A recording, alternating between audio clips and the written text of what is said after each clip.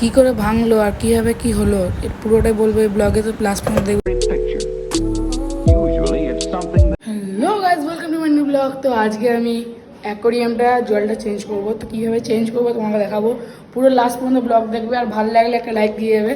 তো চলো জলটা চেঞ্জ করা যাক, কেন অনেক ময়লা হয়ে গেছে জলটার মধ্যে, অনেক মানে ছোটো ছোটো ইনসেক্টস ভেতরে রয়েছে, তো তার জন্য জলটা চেঞ্জ করবো।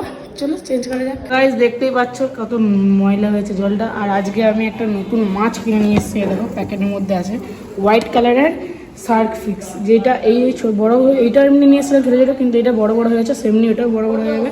আর চলো তাই চেঞ্জ করি, অনেক নোংরা হয়ে জলটা। তো কীভাবে চেঞ্জ করবো লাস্ট পর্যন্ত পুরো একদম দেখবে, আর ভালো লাগলে একটা লাইক করে যাবে। তো দেখতেই পাচ্ছ কত মাছ আছে এর মধ্যে। আজ এখানে লাইটে বোঝা যাচ্ছে না কি কত নোংরা, কিন্তু অনেক নোংরা হয়েছে, বেশি বেশি নোংরা হয়েছে।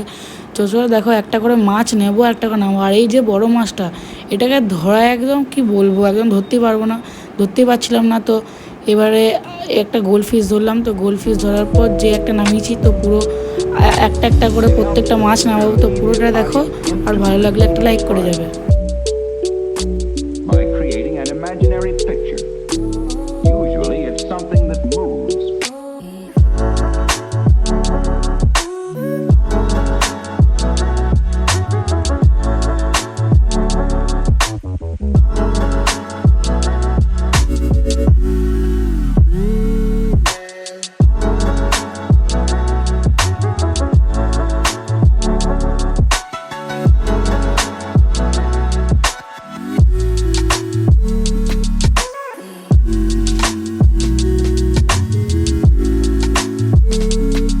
Calico.